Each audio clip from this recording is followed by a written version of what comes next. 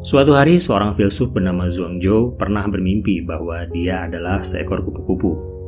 Dia terbang bebas dari satu bunga ke bunga yang lainnya, melakukan hal-hal yang biasa dilakukan kupu-kupu. Sejenak, ia lupa bahwa ia adalah Zhuangzhou. Ketika ia terbangun, ia sadar bahwa ia sebenarnya adalah Zhuangzhou yang bermimpi menjadi kupu-kupu.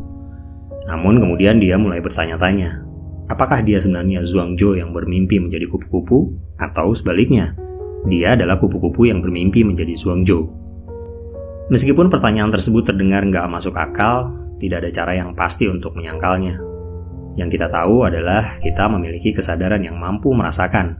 Namun ketika kita mempertanyakannya, tidak ada satupun cara untuk tahu apakah yang kita rasakan benar-benar sebuah kenyataan atau bukan.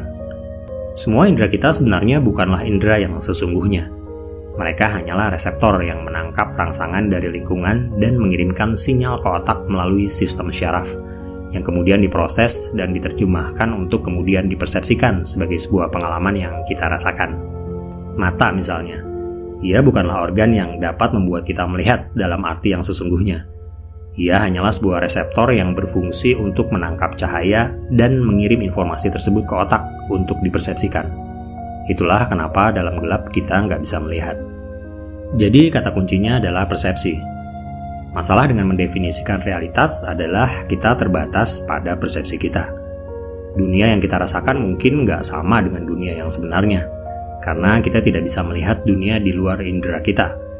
Kita hanya melihat apa yang diambil indera kita dan apa yang dibuat oleh pikiran kita. Meja, kursi, awan, matahari, bahkan teman ngobrol kamu, semuanya mungkin saja hanya ilusi. Termasuk saya yang sedang berbicara melalui video ini menurut sudut pandang kamu, ataupun sebaliknya bagi saya. Apapun itu, cerita Zhuangzhou menunjukkan betapa sedikitnya kepastian yang kita miliki mengenai dunia di luar pikiran kita.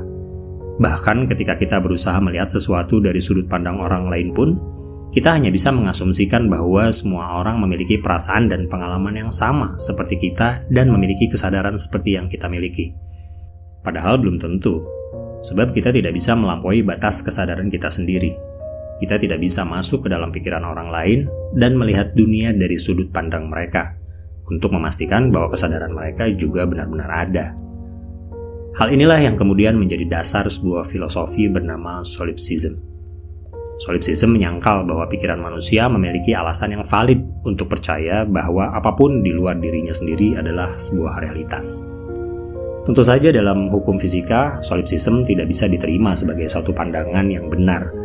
Karena hukum fisika mengasumsikan bahwa dunia di luar pikiran kita itu nyata dan terikat oleh aturan-aturan yang pasti.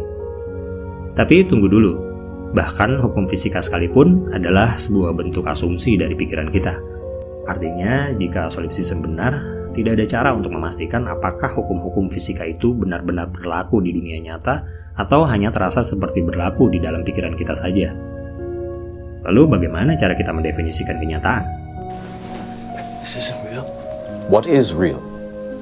How do you define real?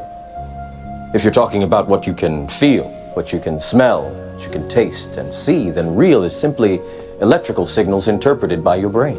Ya, kecuali kamu punya iman yang cukup tangguh. Kenyataan-kenyataan ini membebaskanmu untuk berspekulasi bahwa hidup kamu barangkali hanyalah sebuah game, atau kamu sepenuhnya dikendalikan oleh seseorang di luar sana. Atau seperti Zhuangzhou, kamu hanyalah seekor kupu-kupu yang bermimpi menjadi kamu.